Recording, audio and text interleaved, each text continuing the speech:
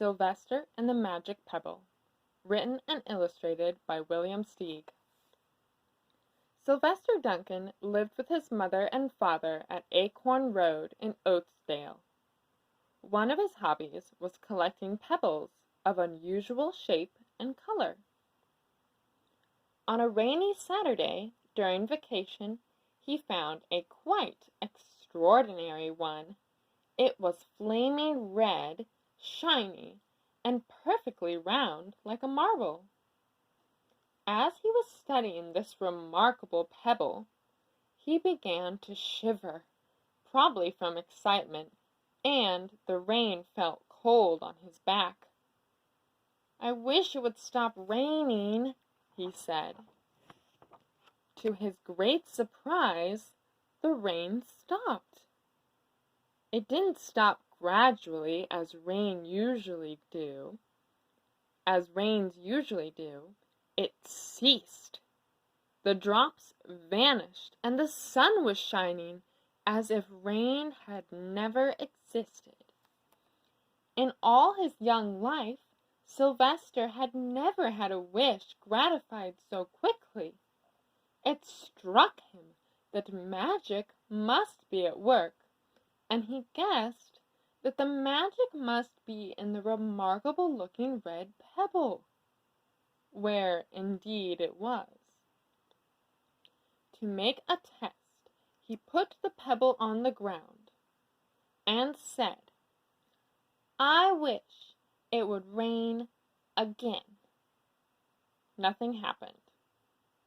But when he said the same thing, holding the pebble in his hoof, the sky turned black. There was lightning and a clap of thunder, and the rain came shooting down. "What a lucky day this is," thought Sylvester. "From now on I can have anything I want. My mother, my father, can have anything they want. My relatives, my friends, and anybody at all can have everything they want."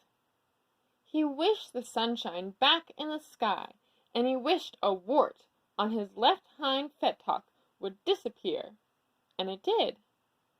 And he started home, eager to amaze his father and mother with his magic pebble. He could hardly wait to see their faces. Maybe they wouldn't even believe him at first. As he was crossing Strawberry Hill, thinking of some of the many, many things he could wish for, he was startled to see a mean, hungry lion looking right at him from behind some tall grass. He was frightened. If he hadn't been so frightened, he could have made the lion disappear.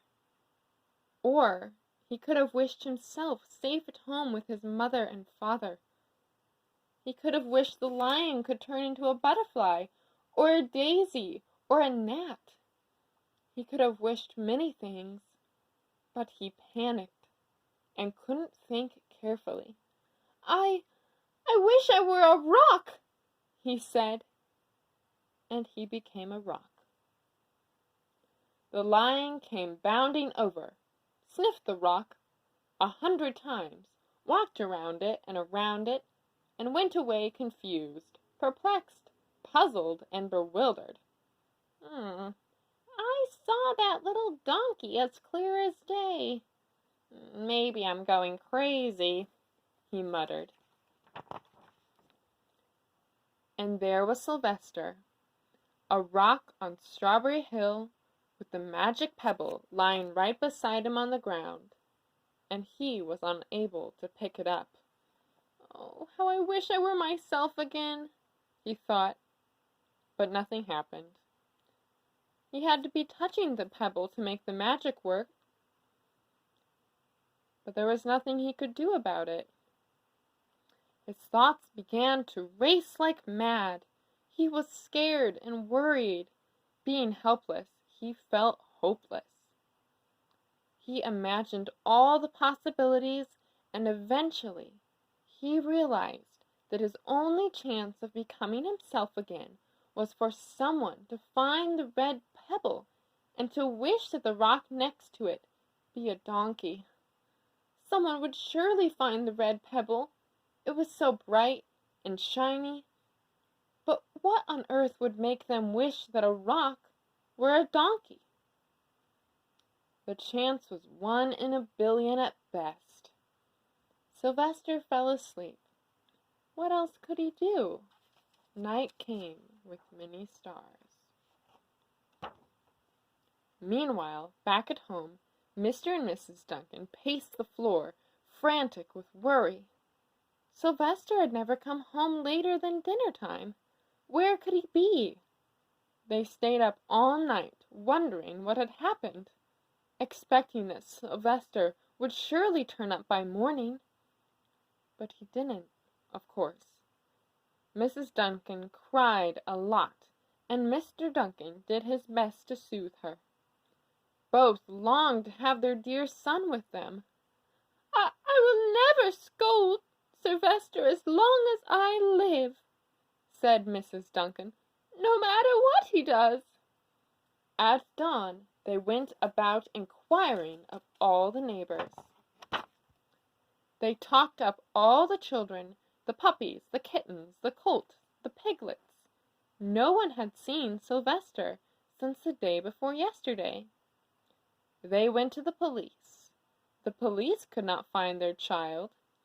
All the dogs in Oatsdale went searching for him. They sniffed behind every rock, tree, and blade of grass, into every nook and gully of the neighborhood and beyond, but found not a scent of him.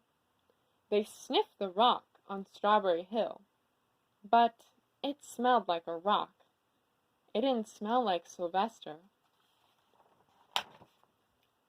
After a month of searching the same places over and over again, the inquiring of the same animals over and over again, Mr. and Mrs. Duncan no longer knew what to do. They concluded that something dreadful must have happened, and they would probably never see their son again, though all the time he was less than a mile away. They tried their best to be happy, to go about their usual ways, but their usual ways included Sylvester, and they were always reminded of him. They were miserable. Life had no meaning for them anymore. Night followed day, and day followed night, over and over again. Sylvester on the hill woke up less and less often. When he was awake, he was only hopeless and unhappy. He felt that he would be a rock forever, and he tried to get used to it. He went into an endless sleep. The days grew colder. Fall came with the leaves changing color, and then the leaves fell and the grass bent to the ground. Then it was winter. The winds blew this way and that. It snowed. Mostly the animals stayed indoors, living on the food they had stored up. One day a wolf sat on the rock that was Sylvester and howled because he was hungry. Then the snows melted, the earth warmed up in the spring sun, and things budded. Leaves were on trees again, and flowers showed their young faces. One day in May, Mr. Duncan insisted that his wife go with him on a picnic. "Let's cheer up," he said. "Let us try to live again and be happy, even though Sylvester, our angel, is no longer with us." They went to Strawberry Hill. Mrs. Duncan sat down on the rock. The warmth of his own mother sitting on him woke Sylvester up from his deep winter sleep. How he wanted to shout, "Mother! Father! It's me, Sylvester! I'm right here!" But he couldn't talk. He had no voice. He was stone dumb. Mr. Duncan walked aimlessly about while Mrs. Duncan set out the picnic food on the rock. Alfalfa sandwiches, pickled oats, sassafras salad, timothy compote, Suddenly, Mr. Duncan saw the red pebble. "What a fantastic pebble!" he exclaimed. "Sylvester would have loved it for his collection." He put the pebble on the rock. They sat down to eat. Sylvester was now as wide awake as a donkey that was a rock could possibly be. Mrs. Duncan felt some mysterious excitement. "You know, Father, I have the strangest feeling that our dear Sylvester is still alive and not far away." I am, Sylvester wanted to shout, but he couldn't. If only he had realized that the pebble was resting on his back was the magic pebble. "Oh, how I wish he were here with us on this lovely May day," said Miss Duncan. Mr. Duncan looked sadly at the ground. "Don't you wish it too, Father?" she said. He looked at her as if to say, "How can you ask such a question?" Mr. and Mrs. Duncan looked at each other with great sorrow. "I wish I were myself again. I wish I were my real self again," thought Sylvester. And in less than an instant he was. You can imagine the scene that followed.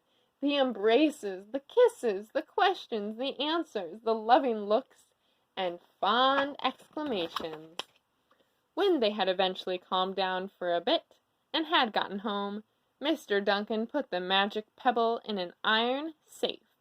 Some day they might want to use it, but really, for now, what more could they wish for? They all had all that they wanted.